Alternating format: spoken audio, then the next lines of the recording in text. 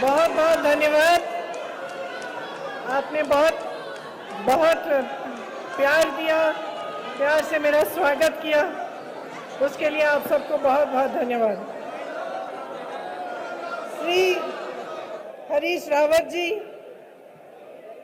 जिनके साथ काम करके मैंने बहुत कुछ सीखा, उनके अनुभव और उनके विवेक से हमेशा मैं प्रेरित होती हूँ।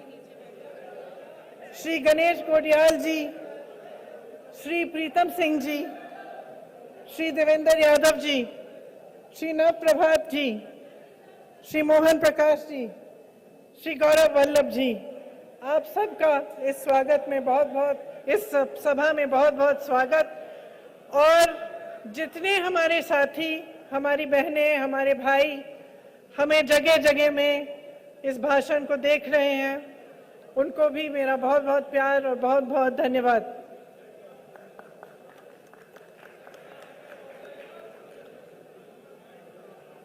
भगवान केदारनाथ, भगवान बद्रीनाथ, गंगोत्री जी, यमुनोत्री जी की ये भूमि है। इस भूमि का मैं नमन करती हूँ। इस भूमि के साथ मेरे परिवार का पुराना रिश्ता है। आप तो जानते ही होंगे, मेरे पिताजी, मेरे चाचा जी यहीं देहरादून में पढ़े, मेरे भाई भी यहीं पढ़े, मैं भी यहीं पढ़ी, मेरा बेटा भी यहाँ पढ़ा। कई पीढ़ियों से हम इस प्रदेश में आ रहे हैं, आप सबसे मिल रहे हैं, आप सबकी बातों को सुन रहे हैं, और यहाँ की जो सुंदरता है, यहाँ की प्रकृति जो है, उसको देखकर हमेशा खुश होते थे।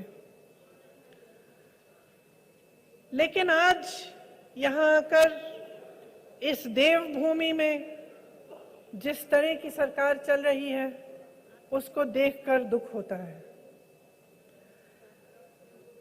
मैं कहना चाहती हूं कि ये दुख क्यों होता है। ठीक है, हर सरकार आती है, जनता की समस्याएं होती हैं, और जो विकास है, चाहे कितना भी कोई सरकार करे, वो कभी पूरा नहीं होता। तो हमेशा ये एहसास होता है कि चलो और काम हो सकता था। लेकिन सबसे बड़ा दुख तो इस सरकार के कार्य को देखकर इसलिए होता है क्योंकि इन्होंने कुछ नहीं किया।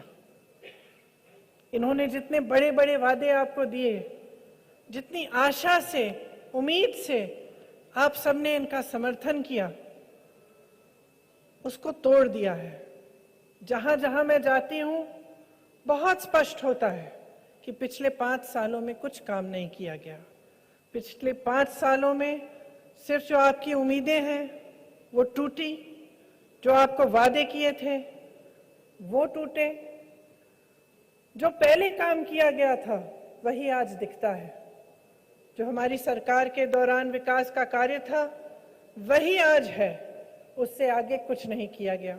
हाँ, चुनाव आता है तो बड़ी बड़ी घोषणाएं फिर से होती हैं, उद्घाटन होने शुरू होते हैं, और जो प्रोजेक्ट आपने 5 सालों से नहीं किए, उनका उद्घाटन आप आज कर रहे हैं, ये दिखाने के लिए कि बहुत बड़ी बड़ी चीजें की गई हैं। इस सरकार ने जितना पैसा, जितना धन विज्ञापनों में खर्चा है, कि सिर्फ यहाँ उत्तराखंड में नहीं, सिर्फ उत्तर प्रदेश में नहीं, लेकिन दिल्ली में उत्तराखंड और उत्तर प्रदेश के विज्ञापन दिखते हैं। इतना खर्चा होता है इन पर, लेकिन जो आपकी समस्याएं हैं उनको हल करने के लिए इनके पास पैसे नहीं है, कहते हैं। जब हम घोषणा करते हैं कि हम कुछ करना चाहते हैं, वो सवाल उठाते हैं कि पैसे कहां से आएंगे। सच्चाई ये है कि पैसे हैं। सच्चाई ये है कि रोजगार के लिए खाली पद हैं। सच्चाई ये है कि सरकार की नीयत ठीक नहीं है। अगर ये करना चाहती थी तो कर सकती थी। सच्चाई ये है कि आपको डबल इंजन की सरकार का वादा किया, लेकिन आज स्थिति इन्होंने ये बना दी है कि पेट्रोल डीजल इतना महंगा है, इनका ही इंजन ठप हो गया है।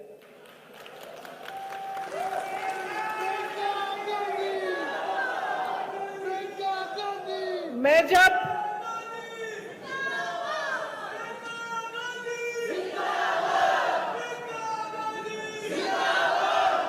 मैं जब अपनी बहनों से मिलती हूँ, वो मुझे बताती है कि कितनी परेशान है। और इसीलिए जब आपने आपने नारा आप कह रही थी लड़की हूँ लड़ सकती हूँ, तो क्यों आप खुश होती हैं इस नारे को सुन के? क्योंकि आप जानती हैं कि आपका जीवन संघर्ष का जीवन है। आप जानती हैं कि कुछ भी हो, समाज का बोझ आप उठाती हैं, महंगाई का बोझ आप उठाती हैं, जो परिस्थितियां हैं उसका बोझ हमेशा महिला उठाती है। महिला के पास बहुत ज्यादा मौके नहीं है। महिला के पास उसको हमेशा घर भी देखना पड़ता है। चाहे वो बाहर जाके खेती में काम करे, वो घर आएगी, वो घर को भी संभालेगी, परिवार के सदस्यों को देखेगी, वो सुखी हैं, वो अच्छे हैं कि नहीं हैं, सबकी सेहत ठीक है कि नहीं है, कोरोना की मार हुई, सबसे ज्यादा बोझ फिर से आपने उठाया। लेकिन आपको पूरी तरह से नकारा जाता है। जब नेता, राजनीतिक पार्टियां बात करती हैं तो महिला की बात नहीं करती।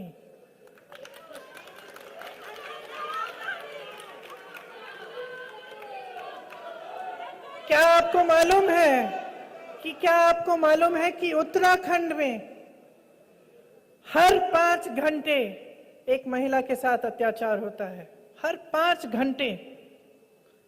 जो पहाड़ी राज्य है, आपको मालूम है कि कितनी मुश्किल होती है स्वास्थ्य सेवाओं को मिलने की। जब आप बीमार पड़ती हैं, गर्भवती होती हैं, तो अक्सर आपको बहुत दूर जाना पड़ता है डॉक्टर से मिलने के लिए या अस्पताल से कोई सुविधा लेने के लिए। क्या किया इस सरकार ने आपके लिए? आपको मालूम होगा कि सबसे ज्यादा बेरोजगारी महिलाओं में ही है। यहाँ तमाम महिलाएं बेरोजगार हैं। आशा बहुएं, आंगनवाड़ी की महिलाएं, उनका मानदेय बढ़ाया भी नहीं गया। कितना समय हो गया है? साल हो गए हैं और उनका मानदेय वहीं का वहीं है। मैं जानती हूँ, उत्तर प्रदेश में काम करती हूँ, वहाँ आशा बहनें जो हैं, आंगनवाड़ी की बहनें जो हैं, खूब परेशान हैं, संघर्ष करती हैं। जब अपनी आवाज उठाती हैं तो पीटी जाती हैं, उनको जेल में डाला जाता है, उन पर रासुका की धाराएं लगाई जाती हैं। तो आप सोचिए कि कैसी सरकार चल रही है। हर जगह बेरोजगारी है, नौजवान बेरोजगार हैं। हम बेरोजगारी की बात नहीं कर रहे हैं चुनाव के समय। यहाँ के जो राजनीतिक दल हैं, जो सरकार चलाते हैं, क्या बात करते हैं? यहाँ आकर धर्म की बात करते हैं, जाति की बात करते हैं, रोजगार की बात नहीं करेंगे। ये आपको नहीं बताएंगे कि रोजगार कैसे दिलवाए हैं या कैसे दिलवाएंगे, कभी नहीं बताएंगे। ये नहीं बताएंगे कि पिछले 5 सालों में इन्होंने कितने रोजगार दिए, क्योंकि दिए ही नहीं, क्योंकि खाली पद पड़े हुए हैं। तो शिक्षा के बारे में, आपके लिए सुविधाओं के बारे में कौन सोच रहा है? ये सरकार का काम होता है। सरकार का काम है आपको सुरक्षित रखना और आपके जीवन को अच्छा बनाना। अगर आप आज भाजपा की 5 साल की सरकार के बारे में सोचें, अपने मन में झांक के सोचें कि इन्होंने क्या किया आपके लिए। क्या आप आगे बढ़ पाए? क्या आपके जीवन में कोई सुविधा आई? क्या पहले से कोई आसानी हुई आपको जीवन जीने में, या आप और भी त्रस्त हो गए? चाहे महंगाई हो, चाहे हमारे किसान भाई हो, आपने देखा कितना आंदोलन किया। यहाँ मैं जानती हूँ गन्ने का जो बकाया है उसकी इतनी बड़ी समस्या है। अब आप सोचिए, पूरे देश भर में जो गन्ने का बकाया है कितना है? 14,000 करोड़। ठीक है, प्रधानमंत्री जी ने अपने लिए 2 हवाई जहाज खरीदे। कितने के? 16,000 करोड़ के।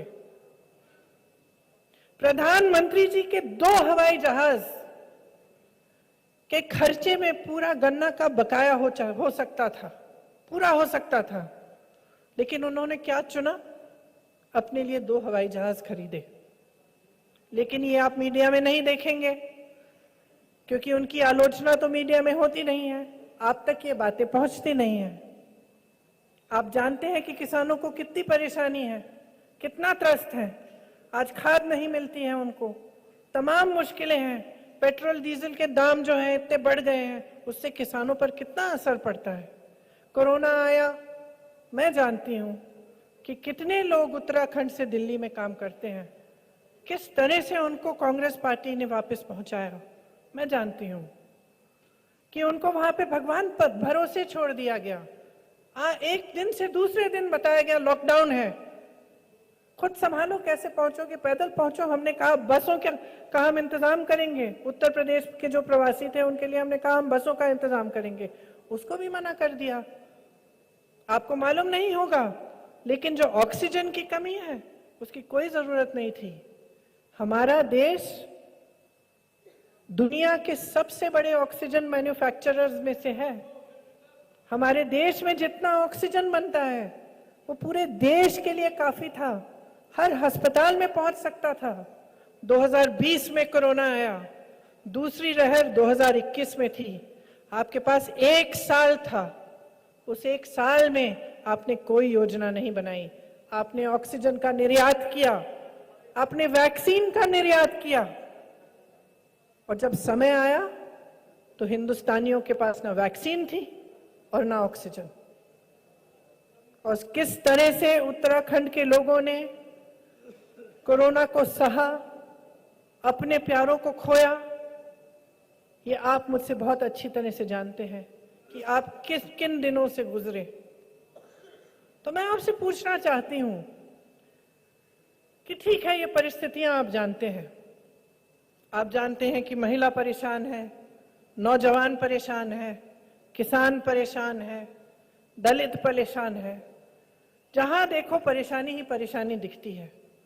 आप कुछ खरीदने जाते हैं, वो महंगा हो गया है, खरीद नहीं पाते। आपको किसानी करनी है, उसमें कोई सुविधा नहीं है। आपके बच्चों को पढ़ाना है, वो भी नहीं हो पा रहा है। बड़े बड़े उद्योग बंद हो रहे हैं। BHEL जैसे उद्योगों को बेचने की योजना हो रही है। आप सब देख रहे हैं कि कुछ गिने चुने उद्योगपति जो प्रधानमंत्री जी के दोस्त हैं, उनके करीबी हैं, वही फूल रहे हैं, फल रहे हैं। कल का बजट आपने देखा, कल के बजट में गरीबों के लिए, मिडिल क्लास के लिए क्या था?